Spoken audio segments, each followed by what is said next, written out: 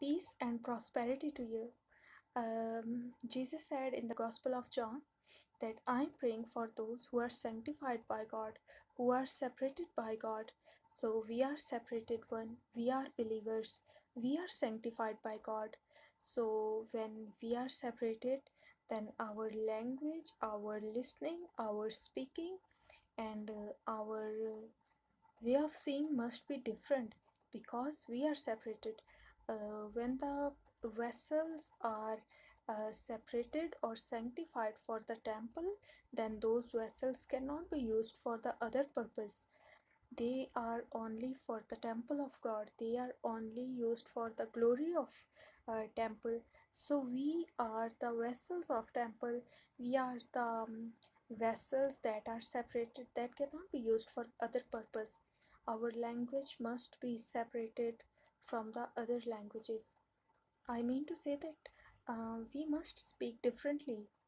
Nowadays, what is happening that shopkeeper is saying the same thing, he is speaking the same thing, and believers are speaking the same thing. He is saying death in the illness, and believers are seeing same death in their illnesses, in their sickness. Believers are doing the same, and whatever worldly people are watching, the believers are watching the same thing. Whatever worldly people are doing, believers are doing the same thing. We are separated one. Whatever people are seeing in this coronavirus, believers are seeing the same thing.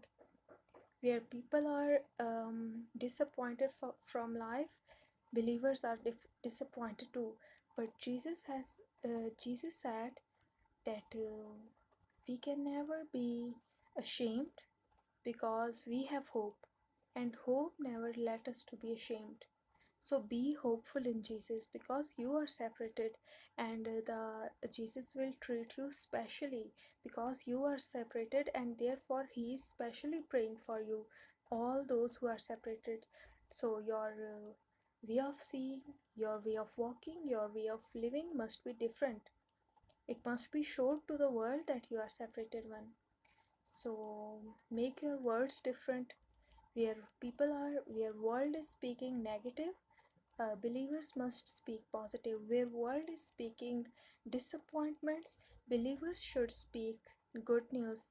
Where world is speaking death, they are seeing death, believers should see life, and they should speak life. And be love, and be love.